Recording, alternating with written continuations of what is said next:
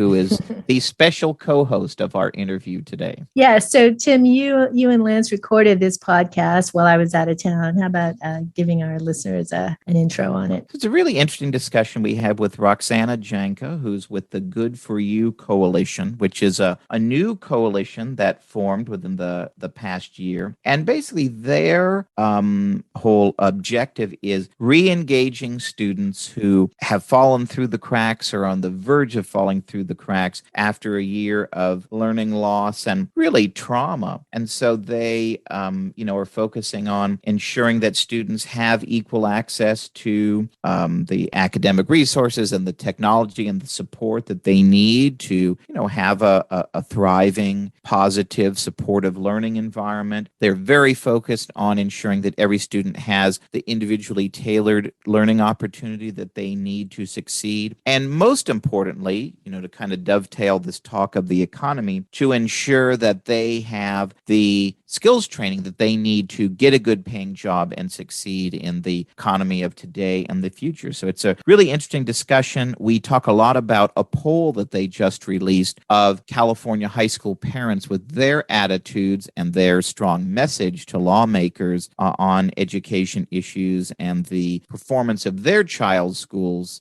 during and in the months as we're at the tail end of the pandemic. So thanks so much for listening. And here's Tim, Lance, and our special guest, Roxana Janka. So, Roxana, we're so pleased to have you on to talk with us about what parents are looking for with their children's education as we emerge from the pandemic. So, before we begin, could you tell our listeners who may not be familiar with the Good for You campaign, tell us about your coalition and some of the things that you're doing to give students a more individualized education and prepare them for the workforce? Sure. Thank you. First, thanks for having us on. We're very excited to share about our coalition. So Good for You, it's good, the number 4, the letter U, just like a Prince song.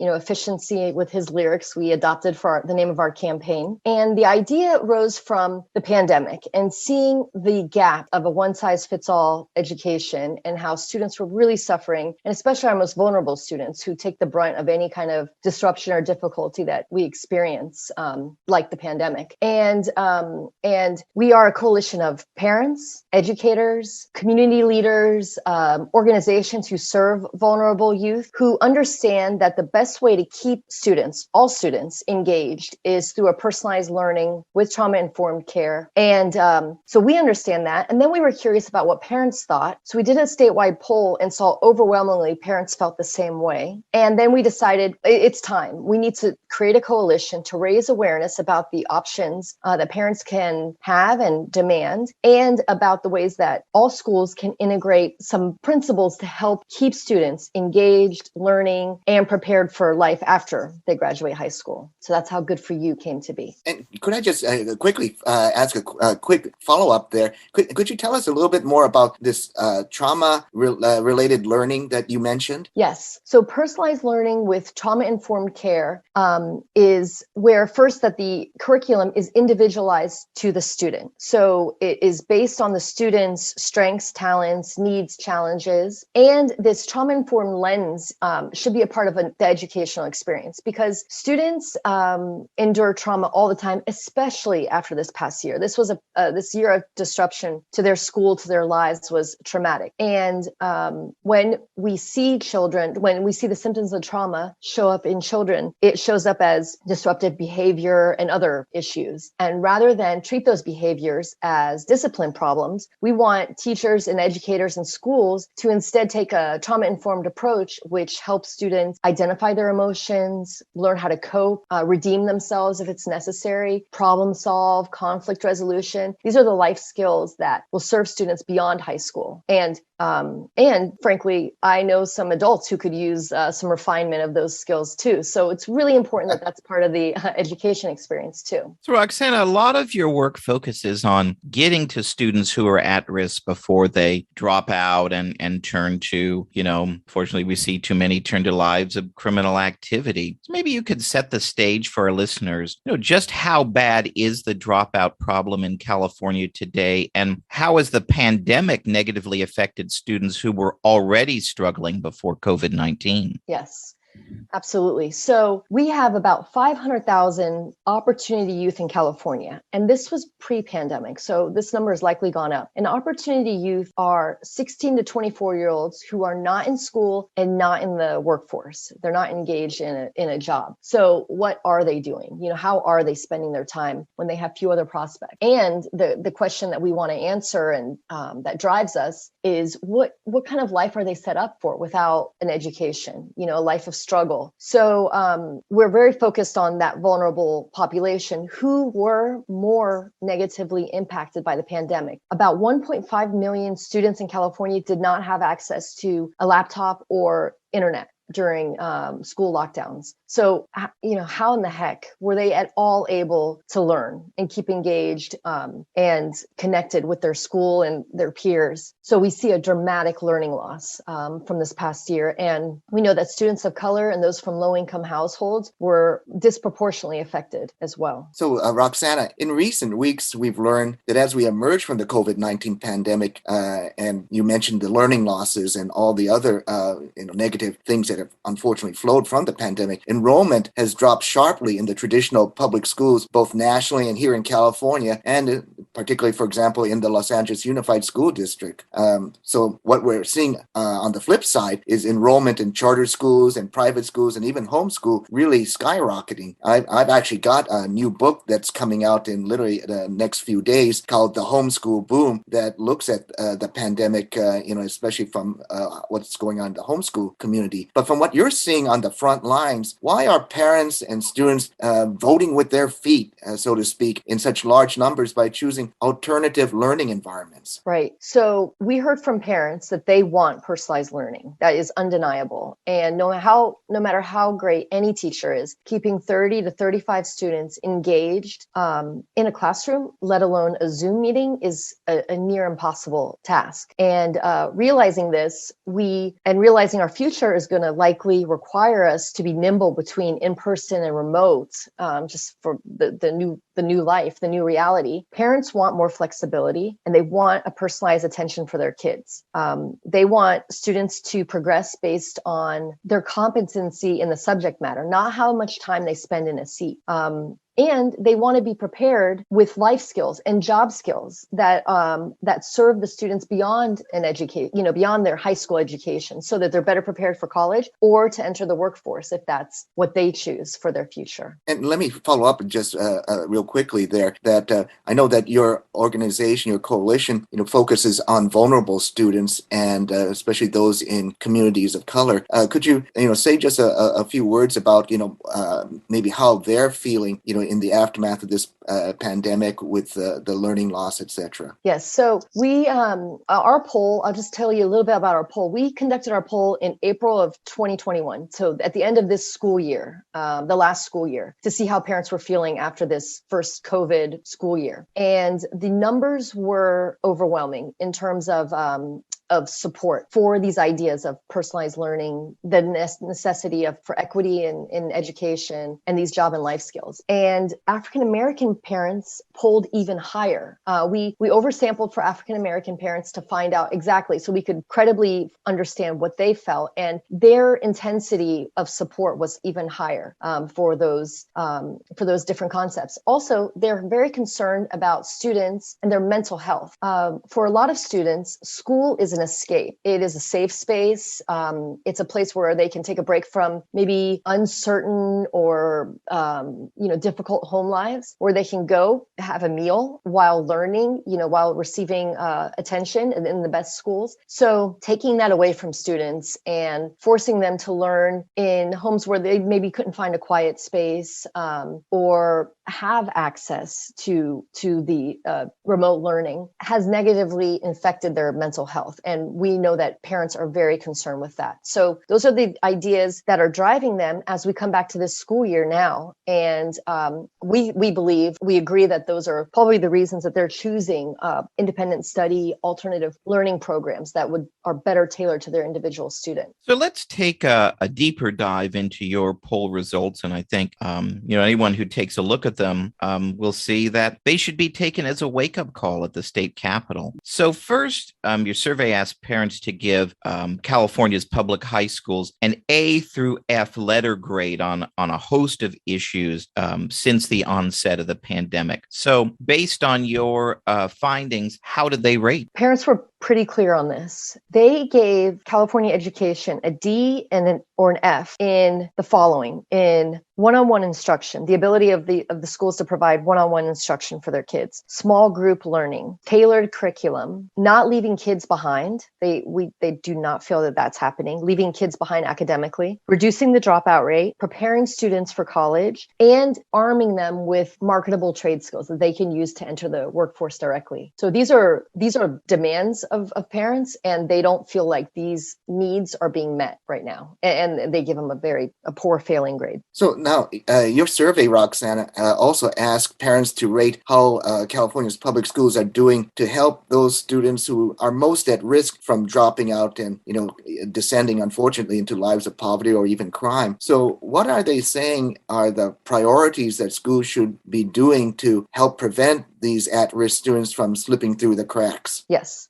So I'll also say this about the polling. We did a phone survey, which is considered very credible in the polling research industry, and it was 800 parents of high school age children in California, plus an oversample of African American parents, like I mentioned before. These are also voters. These parents are also voters, and they're the parents of high school age children. So not only just vulnerable children; these are all parents of all children, of high school age kids. And pollsters generally look for a magic number of 65%, which tells them that, yes, the support or disapproval is overwhelming. That's a super majority. And our poll numbers were in the 80s and 90s%. So it was overwhelming. And it's rare to see these kinds of strong numbers where you're getting 8 or 9 out of 10 people agreeing on the same thing. I don't know how. There's few things in the world that you can get 9 out of 10 people to agree on. And this is across party lines, across economic, income, across regions in California. So that's dramatic. And some of the things that they said was 91%. So fully 9 out of 10 people say it's important to understand the unique challenges that are faced by individual students and then provide them the support to overcome those. So personalize the support and the resources for that student. 89% said it's important to structure school to serve individual students rather than a one-size-fits-all approach. Also, 92% said, like I mentioned before, that students should progress from grade to grade based on competency and mastery of the subject rather than time and seat. And then 86% said it's important to treat brave behaviors that are associated with trauma as opportunities to teach those life skills. So parents are recognizing that their students have suffered this past year and that they're going to have a harder time integrating back into a classroom with 30 or 40 other kids after this dramatic disruption that they've endured. So teachers and schools need to treat those students not as discipline cases, not with suspensions, which, by the way, is an equity issue because we know students of color and students from low-income homes are suspended at much higher rates, but instead as opportunities to teach them those life skills that are so important. And then one other is 83%. So 83% compared to the 90s that I was just reading off sounds not as much, but it's still dramatic. It's overwhelming that they want personalized learning with life and job skills for students. That was this is a key theme that we saw reinforced over and over in what parents want. I just to follow up, those poll results, and they're amazing, especially as you say, given the high percentage of parents agreeing about all these different issues, that they are very much against, or in contrast to that uniform, one size fits all, everyone march in lockstep system that the regular public schools are employing. What are your thoughts about that contrast between what parents believe and are hoping for and what the public schools are delivering? Well, my hope is that it's just a lack of awareness of what parents want. I think that if we can highlight more the parent voice here, and that's what this coalition is aiming to do is recruit like-minded and more parents into the coalition so we can share their voice with some power and emphasis.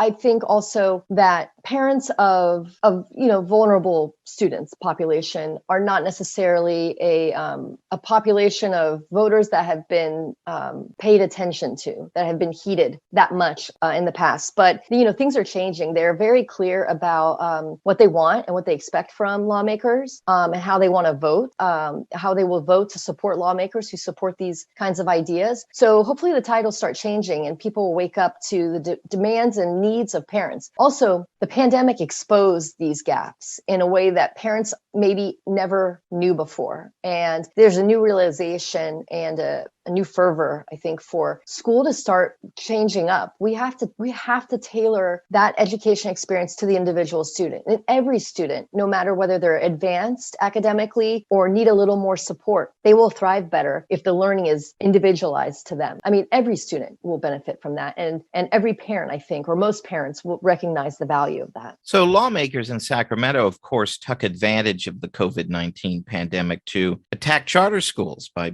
denying them full funding and making it harder to open new charter schools going forward. Yet, as we've just been discussing, your survey results show that California's high school parents have a pretty strong message for lawmakers when it comes to making it harder for parents and students to exercise their school choice options to get an education that best meets their needs. So what did they say? Yes, 87% said that parents should be able to choose which public school is best for their youth, and the intensity was high, which means that they more strongly agreed with that concept. So parents know what's best for their kids, and they should have the power to choose what's best for their kids when it comes to education options. 87%. So that's overwhelming. And then 88% said it's important for the legislature, the governor, to prioritize programs that get at-risk youth the education, support, resources, and preparation that they need. In particular, recovering a student who is dropped out or on the track to dropping out has such dramatic upside and positive impact for everyone. Education is not an industry that's confined to itself. We all know it affects all parts of our lives. So when we take a student who would otherwise be maybe a burden on public resources, more likely to end up in jail,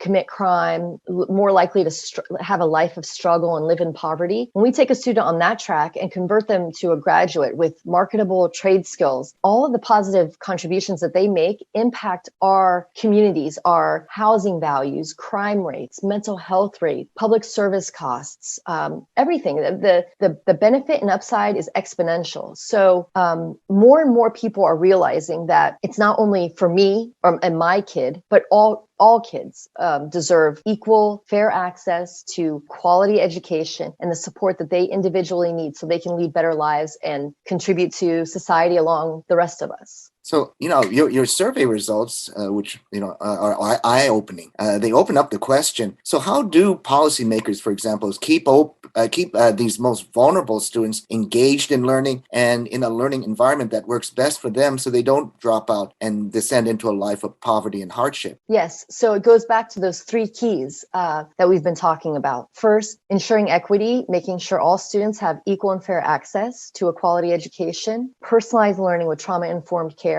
and giving kids job and life skills. Those were the three keys. And we tested a lot of different education concepts in our survey. And these were the ones that rose to the top again and again with overwhelming support. And one other thing is that personalized learning is being implemented more and more across the country, and it's being studied more and more. And we know that students who receive a personalized education, they are better at being engaged, they perform better, their academic achievement is higher, and the lowest performing students make substantial gains relative to their more advanced peers. And teachers can serve all level of students within a classroom if they implement personalized learning time, where they can do breakouts, and students who need more one-on-one time can receive that, while other students who can work independently do that. So it's a concept that doesn't have to be confined only to one-on-one sole instruction. It can be implemented in the classroom now. And it's really important, and parents want that. They're demanding that over and over again. So, based on your survey results, what are some of the reforms that the Good for You campaign is fighting for in Sacramento to ensure that kids have access to a quality education that meets their individual learning needs and prepares them for the demands of the workforce? So at this time, our coalition just launched maybe a month ago, and we are actively recruiting. We are welcoming people into the coalition. We have some great organizations who advocate for trauma-informed care, personalized learning, virtual learning, different school choice options, alongside parents and teachers and educators. So we are now welcoming more into the coalition and invite everybody to join. Go to goodforyou, the number 4, the letter U.com, and join us. And then we will look and identify and support wholeheartedly any policy or legislation that supports these ideals that parents are demanding. Personalized learning, trauma-informed care, ensuring students have job skills, life skills, all those, any policies and legislation that support that we're going to fight for. Let me jump in there just to ask about that last of the three, the job and life skills. What kinds of things, would you like to see? Because, what we're seeing now, not just with dropouts, but, kids are not really learning those types of job and life skills in the regular public school education. And it's a real deficiency. What would you like to see to address that? So we know from our partnerships, our schools who are part of this coalition that work with businesses, local businesses, they are demanding trained entry-level workers. They want a skilled workforce to hire from, and it's hard for them to find it. So on the job skills side, there are a lot of in-demand skills that contribute to this skilled workforce. And this includes soft skills like interviewing, professional phone skills, but then also learning for industry certifications like OSHA or safe food handling, different construction minimum certifications that you need, hands-on experience, paid internships, and then even job placement support. That should be a part of the education experience. It better serves students, and it better serves our business community, our local communities, if we can arm students with that knowledge. And then, like I mentioned before, that conflict resolution, anger control, resiliency. Life is full of ups and downs, and the support that you might receive in high school will not always be present in your life. So while you're there in high school and learning, those life skills should be a part of that education so that you can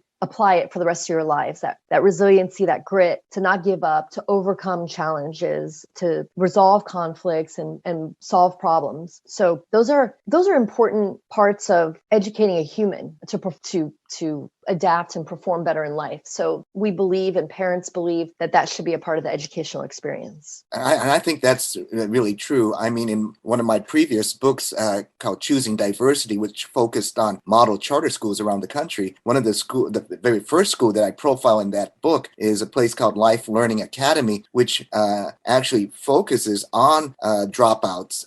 Kids who have dropped out, who maybe had experience, unfortunately, in the criminal justice system, or who are even homeless. And one of the things that they are very big on over there is providing job skills to those kids, in addition to academic learning. But they have internship programs that they have with various businesses in the Bay Area where they're located. And so you have these kids who, may have dropped out, but now are, partnered with some large company to have an internship or some museum or something like that. And it's really made a change in the lives of these kids, some of whom we interviewed in a film that PRI did. So I think that, what you say about the importance of job skills, turning around the lives of children coming from these backgrounds is really incredibly important. Yeah, it's very meaningful. We heard a lot of stories. I've heard a lot of stories from some of our schools that are in the coalition about students who, for instance, there was a student I heard about who lived in the Central Valley. His parents were migrant field workers.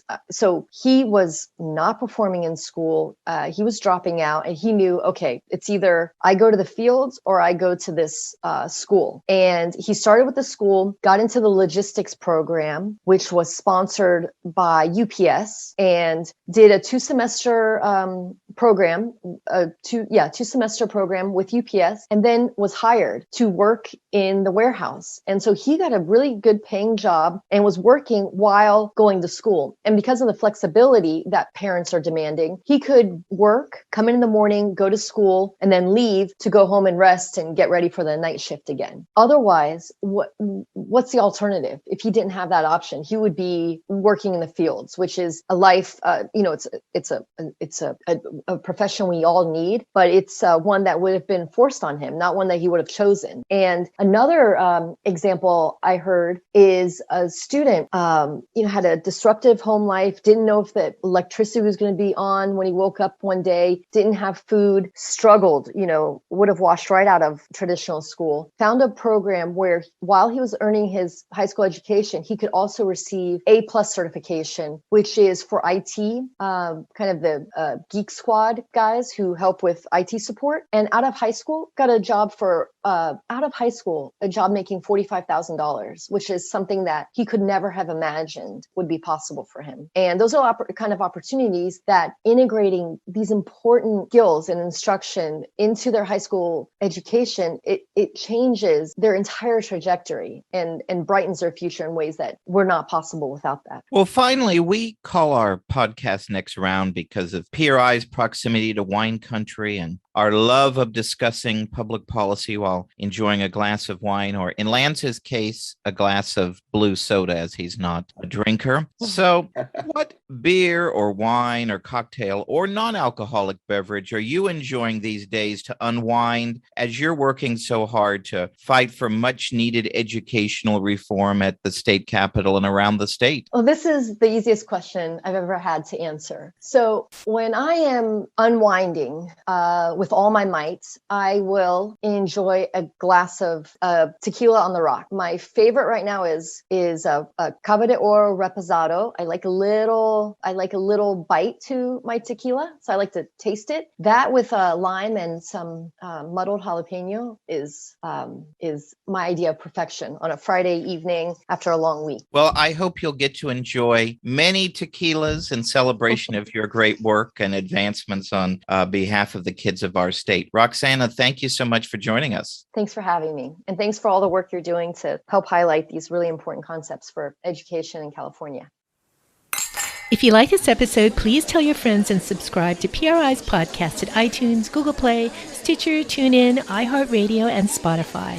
And when you're on these platforms, don't forget to give us a big 5 stars. If you don't subscribe to any of these, you can still listen on PRI's YouTube page, youtube.com/Pacific Research 1. That's the number 1.